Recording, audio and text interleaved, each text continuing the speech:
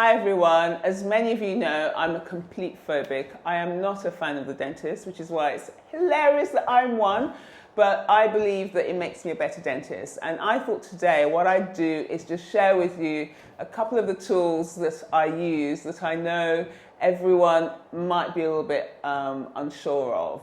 Because I really feel that if you know what's coming and you understand why we're doing it, then it's far less scary. What do you think? So one of the main tools, today I'm going to be talking about gums or some of the things that I use to be able to treat your gums. And the very first thing that I always do is measure. So this tool is called a periodontal probe. They're different ones, and as you can see, it looks a little bit like a ruler. It's got these dark lines on them, and it gives me, so the first one is 3 millimeters, the next one is 5 millimeters. So it allows me to know how much disease is going on.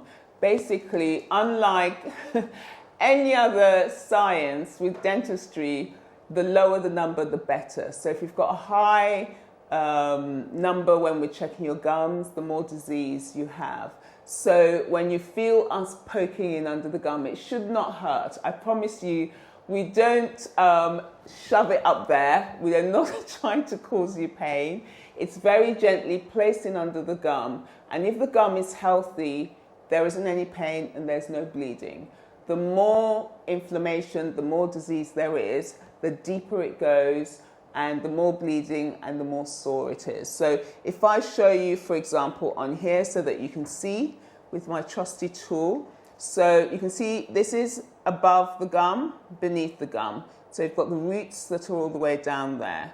So when we come in here and I get my probe and I touch here, if things are healthy, it doesn't get very far. But if I put it on this side, the deeper we go, so this means that you're losing bone. So the deeper we go, the higher the number, the more pain. So when the dentist is, we're kind of poking around the gum like this in different points just to see where there's any disease. So now you see what it looks like, hopefully, and it's got a little round ball at the end, so it's not actually as sharp as it feels. Again, if it's sore, it generally means that you've got disease. The other thing everybody dislikes is what patients call the scraper.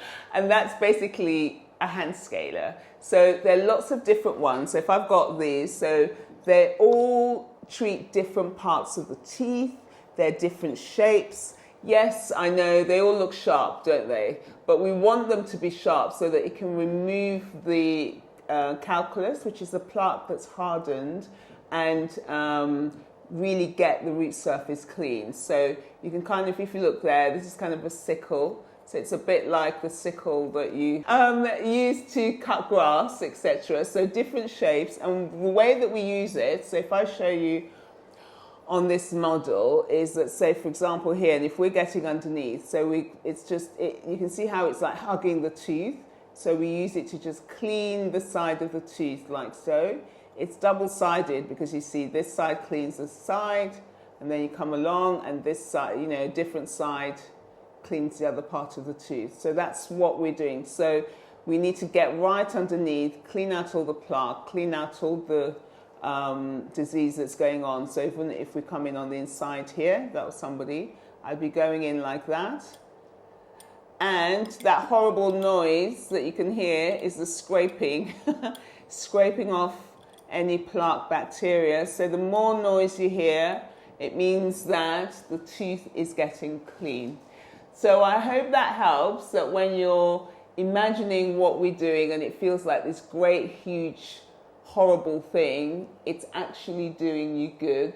So embrace it, rejoice. We're trying to give you a healthy mouth, a healthy smile, because as the advert says, you're worth it. Hope that was helpful, and tune in again next week for more. Bye.